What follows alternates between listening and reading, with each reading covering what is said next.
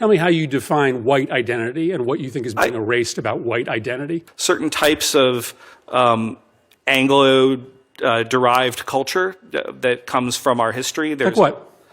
Let me think about this.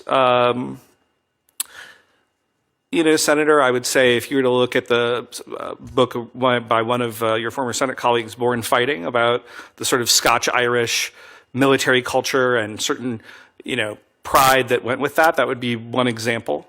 Obviously, you could have sub-elements of that culture. You could have Italians, you could have Irish, and those are in many ways more distinct. You're worried about white culture. You're not worried about, you're now retreating to ethnic identity. You don't speak about ethnic identity. You speak about white identity. So tell me the values that stitch together white identity and that make it different than black identity. I would say that the white church is very different than the black church in terms of its tone and style on average.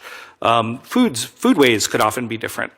And those music could be different. And those are being erased. Music could be different. Well, if you look at the Super Bowl halftime show, which was not in English this year. So our ability to access white churches or white food or white music is being erased? I am concerned with the majority common American culture that we had for some time that through particularly mass immigration, I think has become much more balkanized, and I think that weakens us. And again, I'm not running away from that comment. I'm not apologizing for it. Well, I'm way over my time. I think you're struggling to answer this question.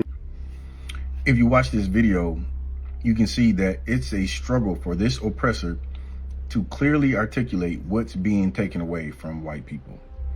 He can't quite put his finger on it, but what he does know is this. He doesn't want to share this country any longer with you so-called blacks, Hispanics, and Native Americans. There's a natural affinity to hate us, and that's what they're feeling right now. That's why they can't articulate it, can't quite put their finger on it. They just know that they don't like it, and they don't like us. Shalom.